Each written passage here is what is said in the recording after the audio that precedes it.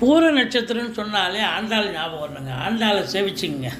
பூர நட்சத்திரத்தில் பிறந்தவங்களுக்கு பார்த்தீங்கன்னா கலைத்துறையில் கொடி கட்டி பறக்க போகிறீங்க இந்த ஆண்டு.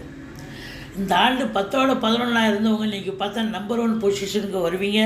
உங்களுக்கு நிதித்துறை, அதாவது நிதி ரொம்ப சிறப்பு, அதுவும் நல்ல சம்பாத்தியம் இருக்கும்.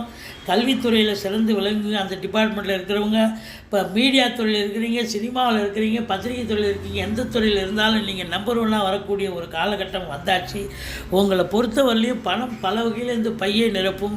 சொத்து பத்து வாங்க போகிறீங்க, கார் பங்களான்னு வாங்க போகிறீங்க. நல்ல சொகுசு வாழ்க்கை, லக்ஸுரி லைஃப், சுகவாசியாக ஆரோக்கியவாசியாக இருக்க போகிறீங்க.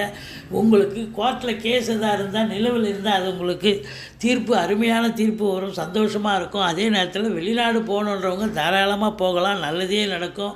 உங்களை பொறுத்தவரையிலையும் இந்த ஆண்டு 10ல் குரு கொஞ்சம் பதவி அப்படி இப்படின்னு இருக்கும், இருந்தாலும் அட்ஜஸ்ட் பண்ணி ஓட்டுங்க.